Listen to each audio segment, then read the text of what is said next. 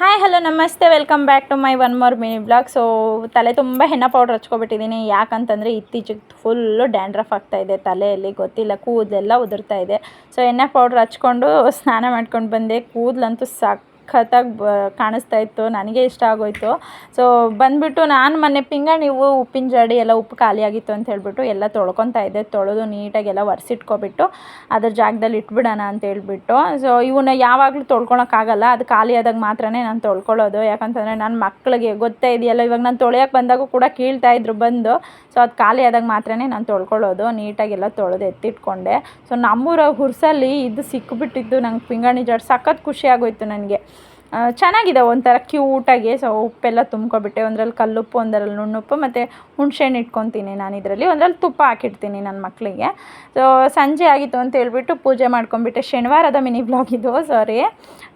ಸಂಜೆ ಪೂಜೆ ಮಾಡ್ಕೊಂಬಿಟ್ಟು ನಾವು ಹೊರಟಿದ್ದು. ನನ್ನ ಮಕ್ಕಳು ಐಸ್ ಕ್ರೀಮ್ ಕೇಳ್ತಾಯಿದ್ರು ಅಂತ ಹೇಳ್ಬಿಟ್ಟು ಐಸ್ ಕ್ರೀಮ್ ಪಾರ್ಲರ್ಗೆ ಹೋಗಿದ್ವಿ.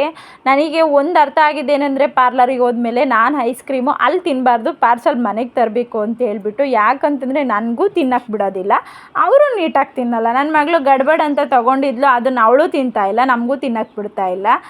ಫುಲ್ಲು ಡ್ರೈ ಫ್ರೂಟ್ಸ್ ತಿನ್ನಲ್ಲ ಅವಳು, ಅದರಲ್ಲಿ ಟ್ಯೂಟಿ ಫ್ರೂಟಿ ಹಾಕಿರ್ತಾರೆ, ಅವನು ತಿನ್ನೋದಿಲ್ಲ. ನನಗಿದು ಬೇಡ ಮಮ್ಮಿ, ಬರೀ ಐಸ್ ಕ್ರೀಮು ಅಂತಾಳೆ. ಅಯ್ಯೋ ನನ್ನ ಮಗನ ಏನು ಕೊಟ್ಟರು ಬೇಕು ಅಂತಲೇ ಅವಳು ಕೊಡ್ತಾ ಇಲ್ಲ. ಸರಿ ಅಂತ ಹೇಳ್ಬಿಟ್ಟು ಅವಳಿಗೆ ಗಡ್ಬಡ್ ತೊಗೊಂಡ್ಬಿಟ್ಟು ನಾನು ಮ್ಯಾಂಗೋ ಐಸ್ ಕ್ರೀಮ್ ತೊಗೊಂಡಿದ್ದೆ, ನನ್ನ ಹಸ್ಬೆಂಡು ಪಿಸ್ತಾ ತೊಗೊಂಡಿದ್ರು.